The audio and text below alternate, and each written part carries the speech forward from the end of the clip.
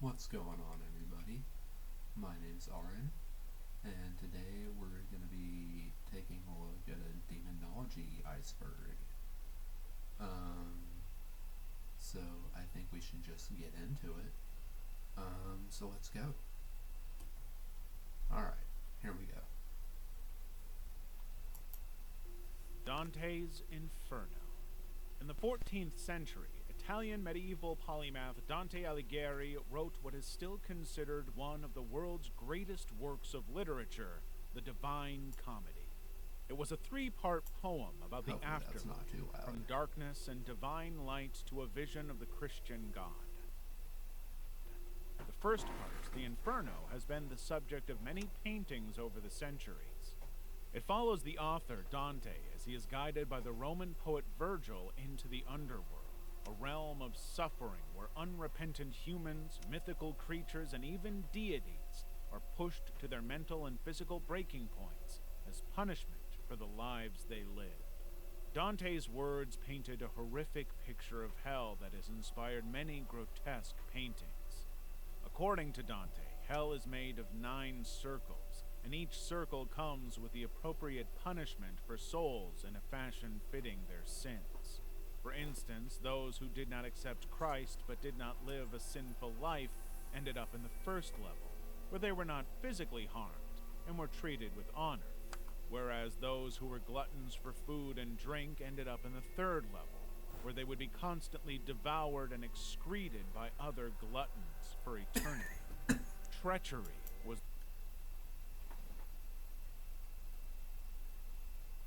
Well, what is gluttony like? Is it going out to eat on occasion, or is it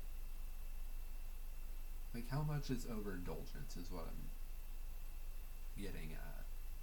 I feel like I overindulge, but I'm not overweight, I guess. But then there are overweight people who don't overindulge also. So,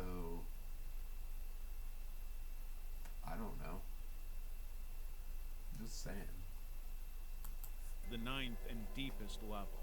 It was home to people who betrayed those closest to them. It is a cold wasteland, and those in this circle are punished by being forced to chew on the necks of other backstabbers for eternity. The most infamous people here are Brutus, Cassius, and Judas Iscariot. Judas for betraying Jesus, and Brutus and Cassius who betrayed Caesar. All 3 are punished by being continually chewed on by Lucifer himself. The Illuminati. In the early 2000s, many pop culture icons like Beyoncé and Jay-Z released pictures and videos showing signs of the all-seeing eye, a symbol that appears on countless Christian art, churches, and Masonic buildings worldwide, the American $1 bill, and the Great Seal of the United States. It has also been linked to... So I remember distinctly, in my emo days, because I wanted to show off, this, glove that I had that I got from Hot Topic, his arm warmer. It had, fucking straps with buttons going down it. It was black, but it had, these straps with buttons going down it, and I wanted to show it off, so I covered my eye or whatever. Was I in the Illuminati? Because I was showing one eye?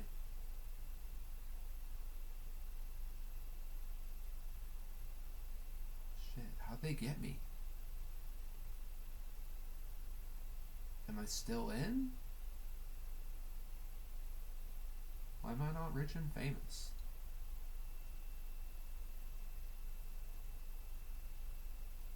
I feel like I've been screwed over, guys. the Illuminati, a secret cabal that controls everything in the world.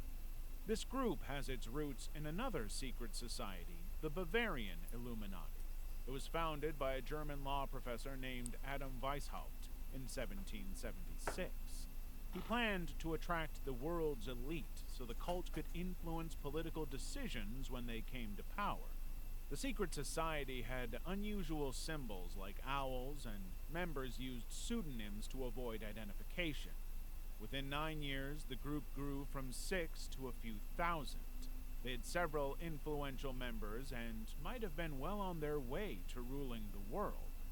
Then, in 1785, Karl Theodor, the Duke of Bavaria, banned all secret societies on punishment of death. So the Illuminati disappeared, but the myth around them grew. Stories went around that the Bavarian Illuminati was a decoy and that Lucifer created the true Illuminati during the ancient Egypt Empire. The new Illuminati was rumored to be filled with well-known public figures, including some American founding fathers and famous families like the Kennedys. Many of them held secret balls and parties. One was held in December 1972 by Marie-Helene de Rothschild, a member of the most powerful elite family in the world. The invitation to the party needed a mirror to be read, and guests showed up wearing bizarre masks and disguises. Dinner tables had dismembered dolls, cracked skulls, mannequins, and grotesque art. These events gathered some of the most influential people in the country. Through their influence, they are believed to control the world's economies and steer the world in whatever direction they want. I'm not going to be able to think of it off the top of my head. Somebody will tell me in the comments, maybe. Something Grove that they all gather in, and maybe this will tell me right here. Alex Jones went to it, like he snuck in, but like supposedly that's where the Illuminati gathers, and it's like all the world leaders and like some famous people like that are really high up in the ranks, but all the world leaders and politicians,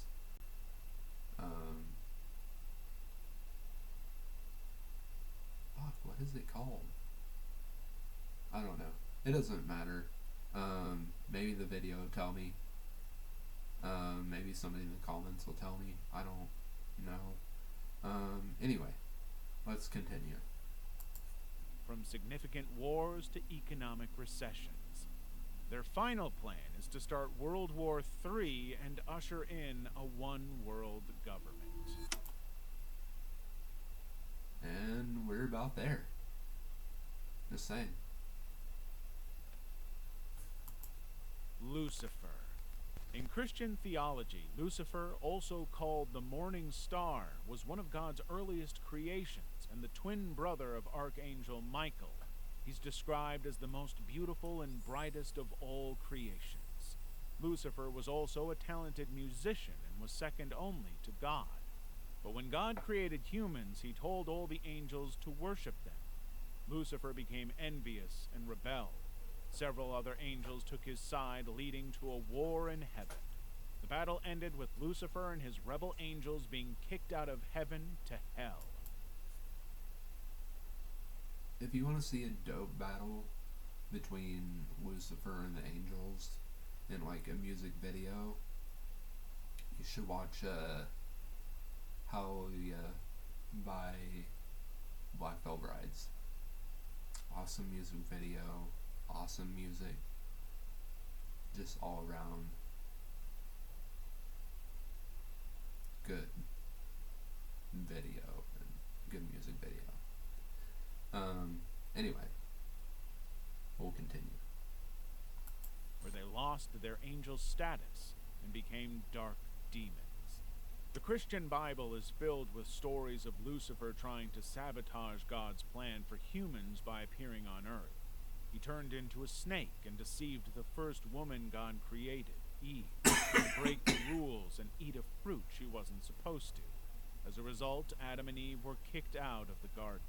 While Lucifer is only seen as a demonic figure in Christianity, in belief systems like Luciferianism, Lucifer is admired for his personality as a destroyer, guardian, liberator, light bringer, and even true God. Luciferianism is not to be confused with Satanism. While they model themselves after Lucifer and try to be like him, they do not worship him. Level 2. Stolas. Stolas is the 36th demon general in Lucifer's army. Like his fellow demon generals, he was once an angel in heaven before he joined Lucifer's rebellion. He had no actual conflict during the battle, but he guided them to the appropriate destinations. When the rebelling angels fell to hell, a monarchy was established, and Stolas was appointed as a great prince of hell and given 26 demonic legions to command. When summoned, Stolas appears as an owl. He shares knowledge on crafting weapons and poisons. But even though Stolas is somewhat pacifistic and more fond of expanding his knowledge than fighting battles, he is still a dangerous demon.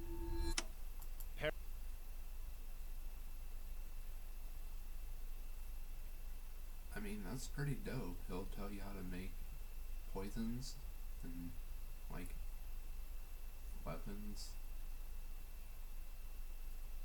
Like, does he tell you how to make demon weapons? Like, I want a Tetsaiga. Like Inuyasha's sword. Any anime nerds? Alright. Whatever. Paradise Lost. Paradise Lost is a 17th century poem by English poet John Milton. By the time he composed the poem, he had gone blind and wrote it entirely through dictation with the help of scribes and friends. With over 10,000 lines published in 10 books, the poem is a story with 2 parts, one on the fall of man and the other on the fall of Lucifer. The first part starts with the aftermath of the war in heaven.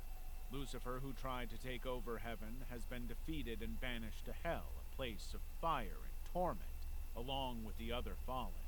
But Lucifer doesn't stay there long. He has a plan to get back at God. Meanwhile, God created the entire world. He also created a male and female to rule over all creation. They were called Adam and Eve, and would live in the Garden of Eden where God would visit them from time to time. He gave them just one rule, not to eat from the tree of knowledge of good and evil. Meanwhile, Lucifer journeyed from hell to the garden. I don't know why they used that picture for God, because he had the sword and, like, the hood, and I'm pretty sure that was supposed to be the Archangel Michael, right? Because he had the sword that God gave him, like the flaming sword. I don't know. I feel like I'm just being nitpicky now, but just saying. Of Eden. There he disguised himself as a snake and convinced the female character Eve to eat from the forbidden tree. When Adam learned what Eve had done, he ate from the tree as well. They started to have vivid nightmares and felt shame when they made love. Meanwhile, a triumphant Lucifer returned to hell, and his fallen angels praised him for taking over God's new world. But they suddenly turned to snakes deprived of limbs and unable to talk as punishment. As for Adam and Eve, as their punishment, they were kicked out of Eden and would never physically see God ever again. Despite the poem being based on the Christian Bible, many readers have admired Lucifer for defying his creator. The poem became a byword for standing against the monarchy and was banned by King Charles II for more than 200 years. Yet, Paradise Lost is considered to be Milton's masterpiece and helped seal his place as one of the greatest English poets. Asmodeus. Asmodeus is one of the 7 princes of hell. He is second only to Lucifer and commands hundreds of legions of demons. Before the war in heaven, Asmodeus was known as Asmodel, the angel of April and patience, and the ruler of Taurus. He looks like a human, however he has shark teeth, a lion's head on his left shoulder, and a goat's head on his right shoulder. He also has the tail of a serpent, dragon wings, and kangaroo legs.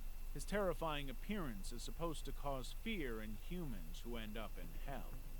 There's a lot of folklore on Asmodeus in Jewish and Islamic. And yet he looks like a human. Except he has sharp teeth.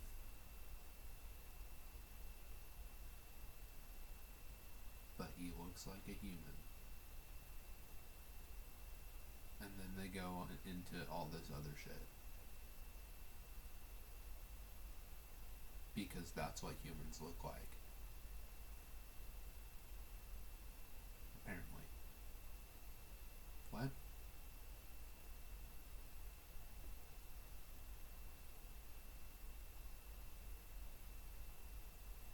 How would he appear like a human to humans if that's what he looks like?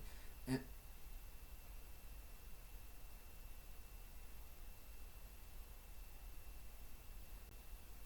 did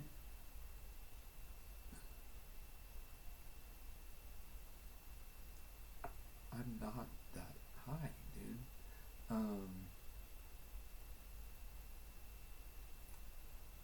They just said it weird. I'm gonna back this up. I swear to God, they just said it weird. Taurus. He looks like a human, however, he has shark teeth, a lion's head on his left shoulder, and a goat's head on his right shoulder. He also has the tail of a serpent, dragon wings, and kangaroo legs. His terrifying appearance is supposed to. Yeah, they just said it weird. It's not me, they just said it weird. Okay. I'm not having a stroke, I'm not high yet. They just said it weird.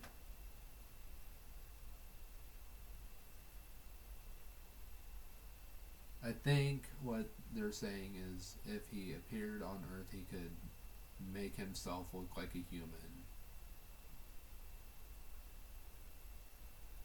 To humans, maybe. But if he were in hell, he would appear to have all those features. Taurus. He looks like a human, however, he has shark teeth, a lion's head on his left shoulder, and a goat's head. Oh,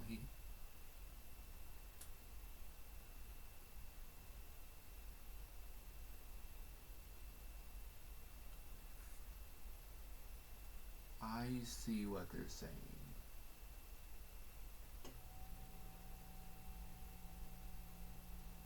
He has, like, the body of a human.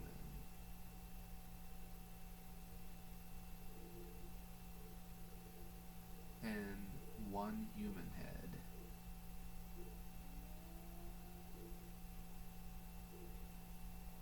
But then he also has a goat's head and a cow's head. Just say that.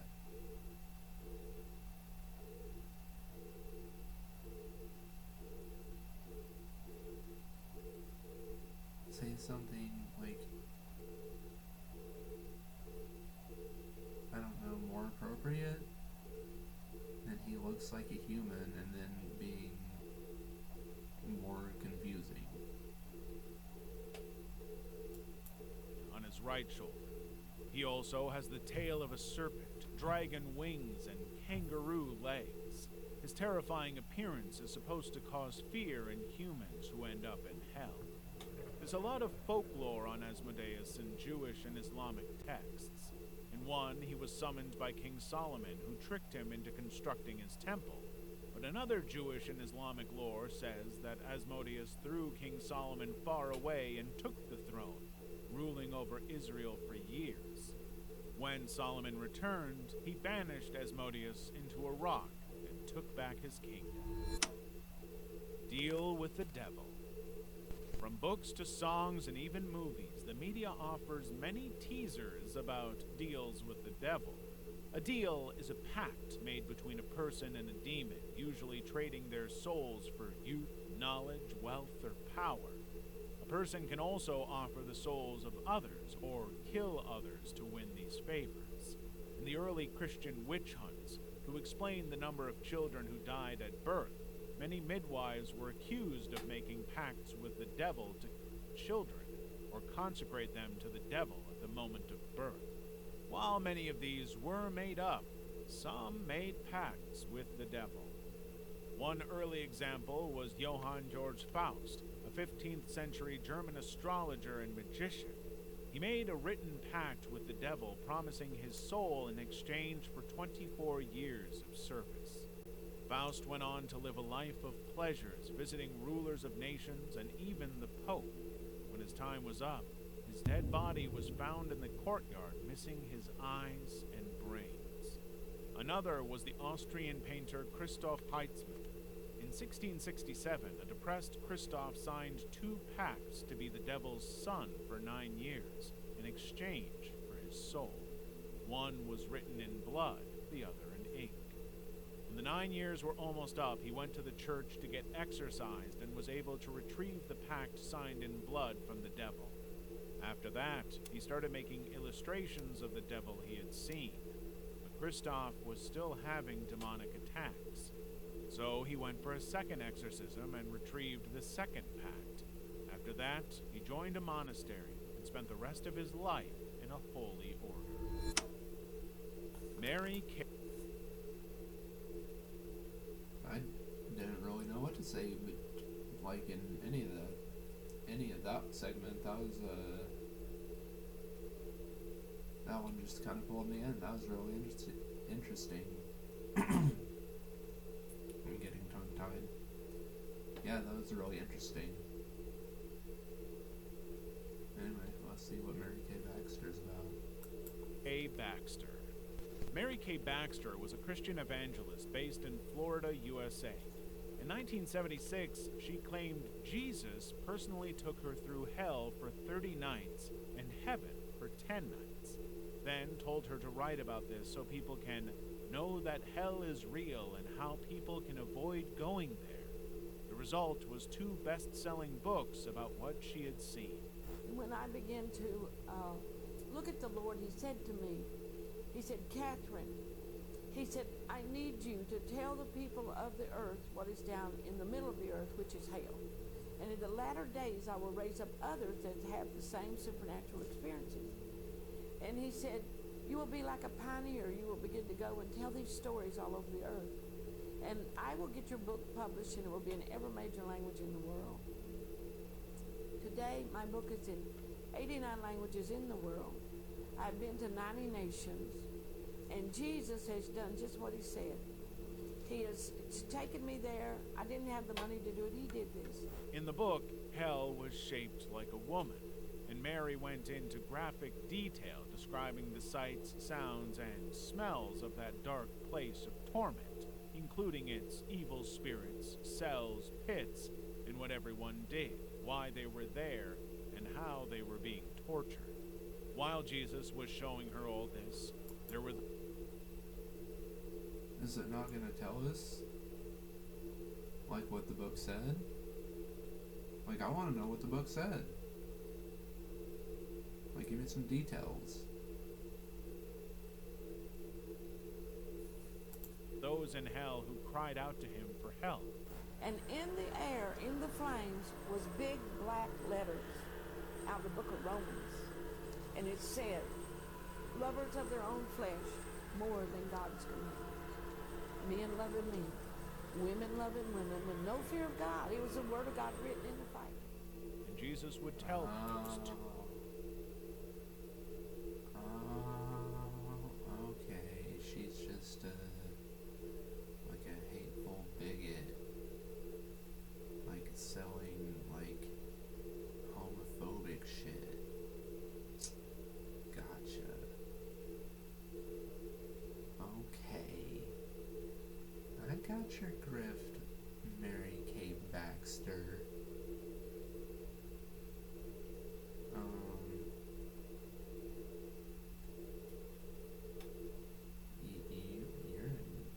asshole. But,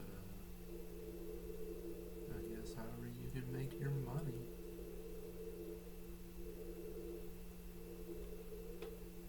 You riftin' son of a bitch. Too late.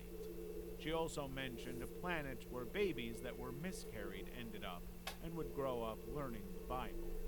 After this, Mary appeared on TV shows and talked about her book and the vision that led to it.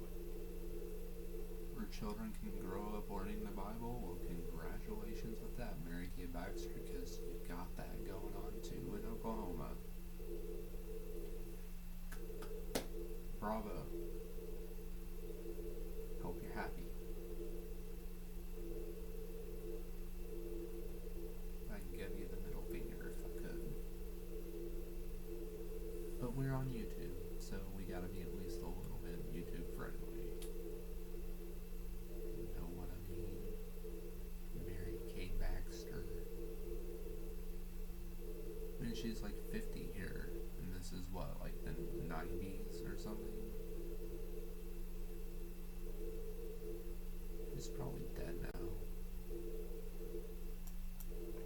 But even though millions of copies of the book were sold and many believed her, some other Christians pointed out the loopholes in Mary's visions and were suspicious she might have made things up. Lilith. The name Lilith only appears once in the Hebrew Bible, yet according to... I think Lilith is like Adam's first wife, if I believe right. And she's supposed to be like excluded from the Bible. Like it's not really Eve, that's Adam's first wife, it's Lilith. But anyway, let's go on. Mesopotamian and Jewish folklore, she was just as important as Adam. Lilith is believed to have been Adam's first wife, but the marriage broke up after Adam tried to lay on her during sin. But Lilith was created at the same time Adam was and insisted they were equal. She left the Garden of Eden, but God sent 3 angels to bring That rejecting mother. I can't believe she did that.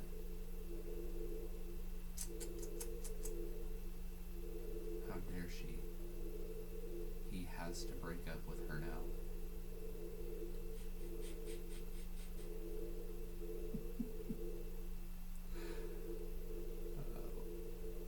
I'm joking.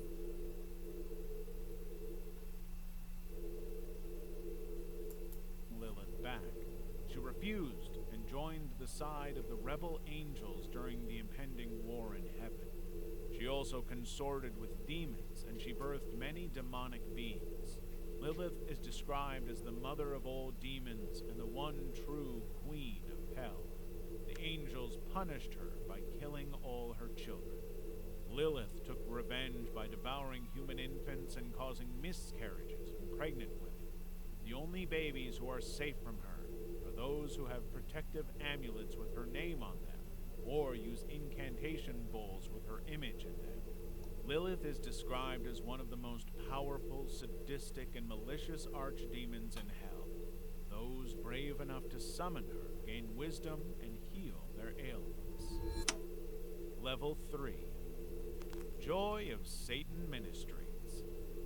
Joy of Satan Ministries is a Western esoteric occult that was founded by Andrea Harrington in 2002 under the pseudonym Maxine Dietrich.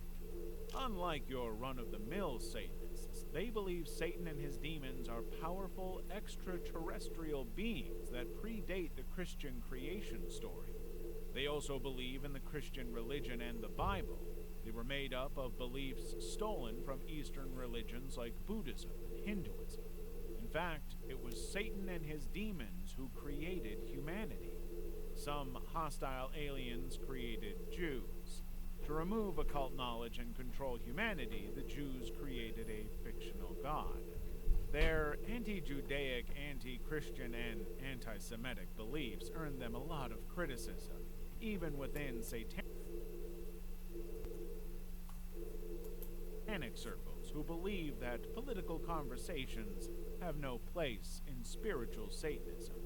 It didn't help that news got out that the founder of Joy of Satan Ministries, Maxine, was married to Clifford Harrington, the leader of a popular neo-Nazi group. Several of their followers left, believing that Maxine was using the ministry to manipulate and recruit people to his neo-Nazi beliefs.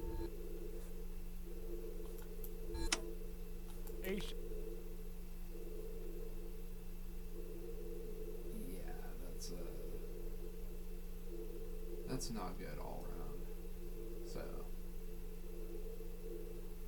it's not good where I paused it either. I didn't want that pause on the screen too long to talk, so I just let it fade to black before I paused it to talk, because I didn't want the Seagull dude.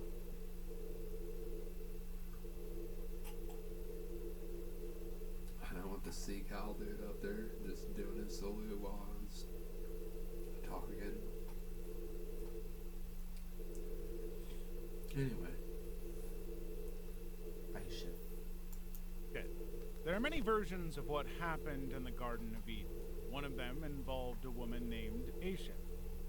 God created 4 sisters, including Aisheth and Eve, so Adam could pick which of them he liked.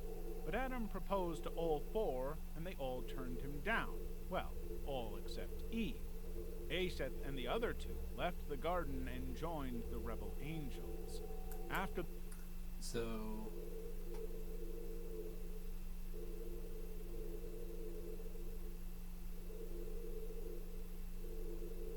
Adam's kind of a simp, huh? He's just desperate. It's like, someone, please. Please marry me. You're all so hot. Well, why did you marry me? He's like, I guess. You're kind of attractive. You're nice.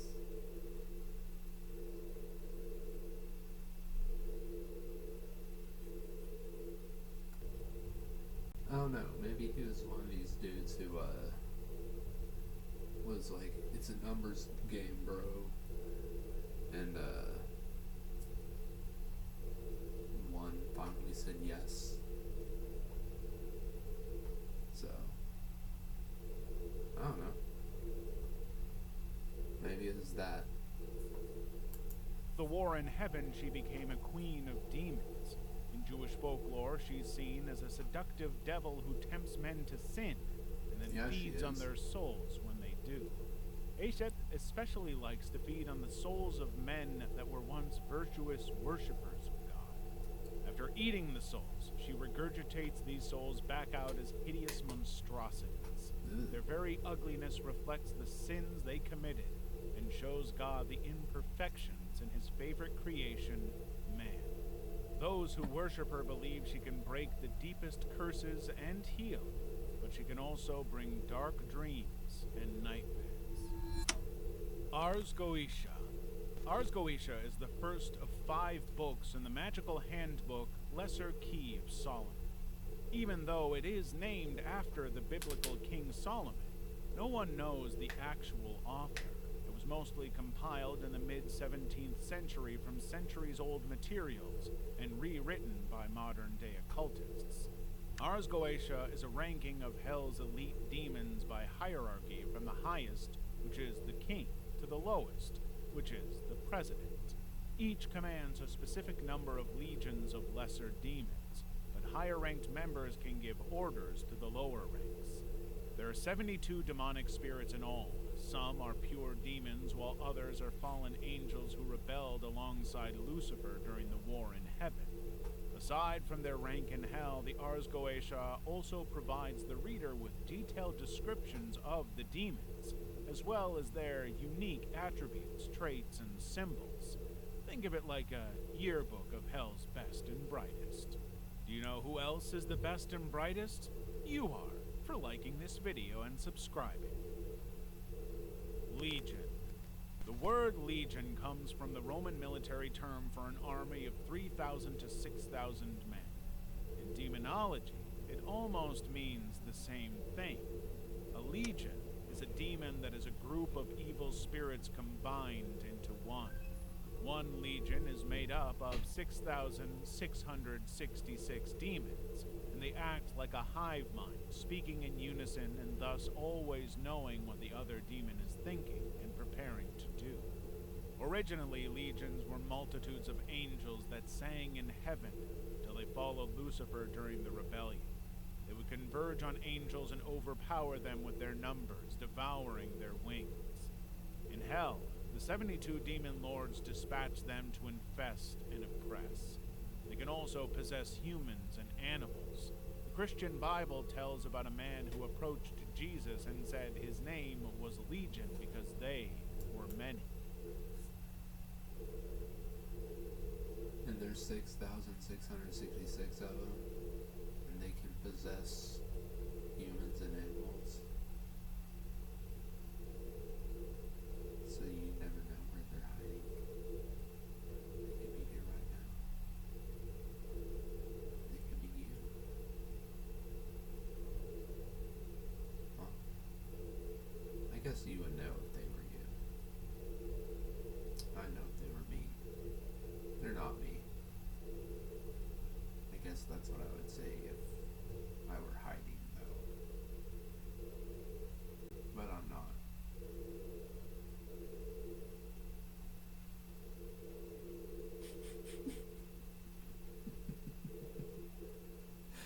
Okay, let's go on. When Jesus tried to exorcise the man of the legion of demons, they asked him to drive them into some nearby pigs instead. He did. They rushed into the sea and drowned. Dictionnaire Inferno.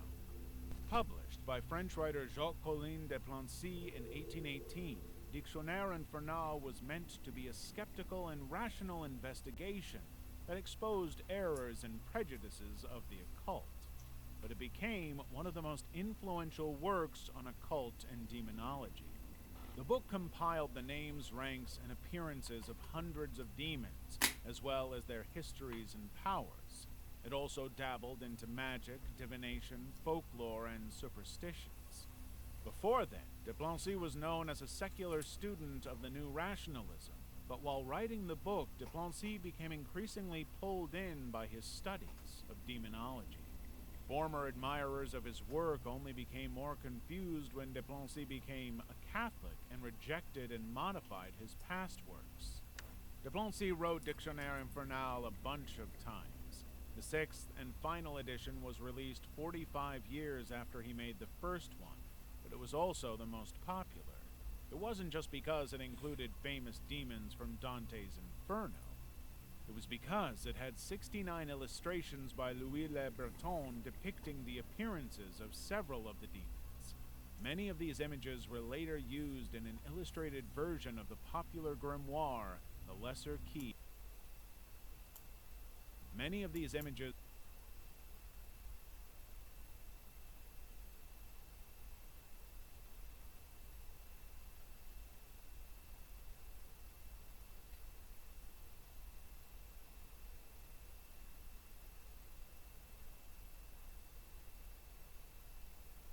Hang on.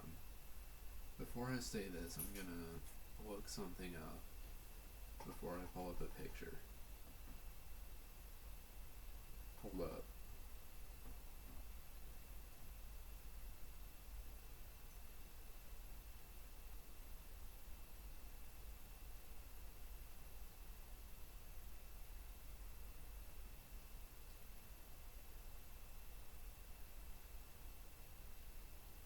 Oh my god. Okay, hang on. Pause.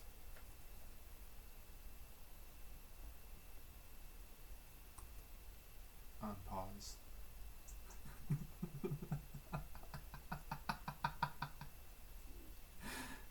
Are they not the same? Pause.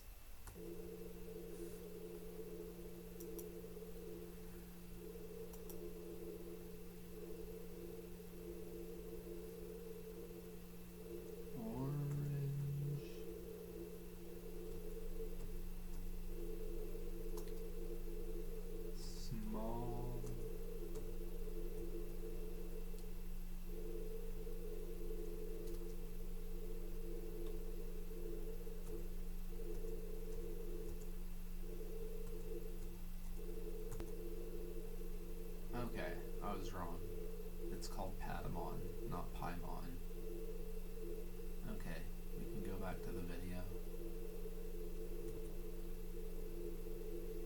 Paimon's evil. It's doing subliminal messaging to kids.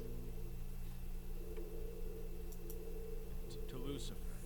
Before the fall, he was in the angelic order of dominations and became captivated by Lucifer's voice and beauty.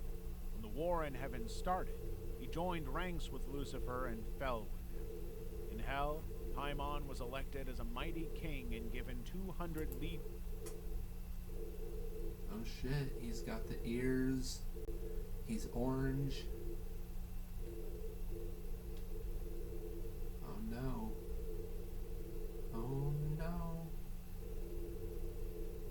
Patamon might be Paimon. We might be onto something, you guys. Of demons to his command. Paimon is knowledgeable in science, the arts, and many world mysteries.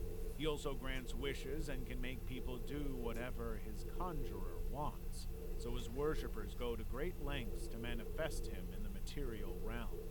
When summoned, Paimon appears as a crowned man seated on a camel, often preceded by musicians with trumpets, cymbals, and other instruments. Paimon is also hostile to humans and can cause people to have horrifying visions and nightmares. Pandemonium. Today, pandemonium is a word that means anything from an uproar to chaos. But that was not what it meant when John Milton first used it in his most famous work, the 1667 epic poem Paradise Lost. In the epic poem about Satan and mankind's fall, Pandemonium was the capital of hell, where Satan held his high council. When he coined the word Pandemonium, it meant all demons. The capital city of Pandemonium was designed by the architect Mulciber, a fallen angel who had designed the palaces of heaven after they were thrown out of heaven. Under the command of the demon Mammon, Pandemonium was built by demons in an hour. Milton describes it as being far superior to every other human palace or dwelling. However, the reason it took an hour to make might be because it was small. While it looks gigantic, Milton writes that Satan shrank the demons to a size smaller than the smallest dwarfs for meetings inside. Pandemonium is also the seat of power of hell and was made of solid gold. Igrat, Agrat Bat Malat. In Jewish mythology, there are four power... Try saying that 5 times fast. You can't, because I already forgot what the fuck he said. Powerful queens of demons and angels of sacred prostitution. One of them is Agrat Bat Malat. This enigmatic female demon or angelic entity is only found in Jewish folklore. God created her as a human female along with 2 other women for Adam in case he rejected Eve. But when Adam proposed to all of them, they turned him down and left the garden. After the war in heaven, Malat became a queen of demons. She became hateful to humans, and on Tuesday and Friday nights, Malat danced on roofs while 18,000 of her demons roamed around terrorizing people. Malat usually takes the form of a beautiful woman. She seduces men in their dreams and has sex with them, sometimes bearing children. According to Jewish mythology, Malat visited Israel's King David in a dream and had sex with him. Malat went on. You guys, she might have seduced me one time. I'm just saying.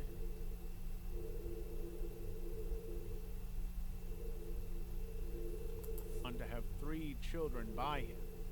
The demon Asmodeus, who would become the king of demons, and 2 daughters, Oholah and Oholiba. They would become the sisters of prostitution and would turn King Solomon from God by pressuring him to worship forbidden idols. About 1,000 years later, 2 Jewish scholars did a spiritual intervention that curbed her powers over humans. Level 7. The Antichrist and the Red Heifer Prophecy. For 2,000 years, Christian and Jewish theology have been anticipating the end times, the time when everyone will be judged and the world will come to an end.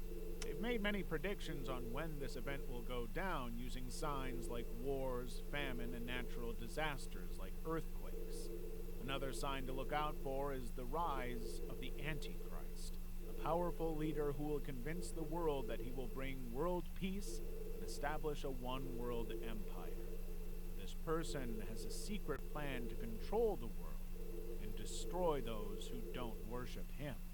However, according to the Jewish faith, there's another sign that will signal the end times, the construction of a third temple. But the one thing standing between them and constructing the building is the red heifer prophecy. Back in ancient Israel, the only way for priests and worshippers to achieve ritual purity and enter the temple was by using the ashes from a red heifer that had been sacrificed and burnt on Mount Olives. But not just any red heifer would do. It would have to have no blemish and should never have been milked, impregnated, or worked in a field. Only 9 red heifers were ever perfect enough to be sacrificed before the Second Temple was destroyed in 70 AD. Since 1987, the Temple Institute has been searching for this rare heifer. They've come close twice, but the red heifers later developed blemishes. In 2022, a farmer donated 5 red baby heifers to Israel to help in the search. According to the tradition, they will not be sacrificed till they are at least 3 years old, but within that time they are carefully watched for blemishes. Even a single white or black hair will get them disqualified. If these heifers make the cut, it would be the first time the sacrificial ceremony would be held in 2,000 years. It would also, allegedly, mark the end of the world. So we're still looking for this shit? Yo, that's wild. Alistair. In hell, there's a high-ranking archdemon who is so cruel and sadistic that all other demons fear him. His name is Alistair, and he was a former destroyer angel. Alistair believes that those who did terrible things should be tortured to the same level of pain they caused. So it's no coincidence that Alistair enjoys causing pain and Okay, I can get down with this. torturing. Alistair was so good at tormenting his victims that he was handpicked by Satan as the grand torturer of hell. He, in turn, started a group called the Malebranche. The Malebranche were 12 strong, Because he's torturing people who, tortured people, I guess, right?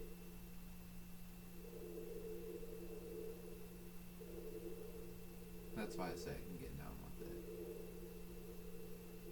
Because he's like Dexter. He's torturing people who got tortured. Or he's torturing people who tortured people. dangerous demons who fly around searching for the most corrupt people to torture. There are 2 mythologies around Alistair. In the ancient Greek period, Alistair was the god of vengeance and blood payback. When he was invoked to seek help for revenge, Alistair would punish the wrongdoers with illnesses. If they died too quickly, Alistair would go on to punish their descendants. In Roman mythology, he's notorious for causing family feuds by causing people to commit heinous evils against their families. Alright, so that's it for that video. I hope you liked everything. Hope you got some laughs. I know I did. And I will see you guys next time. Thanks for watching.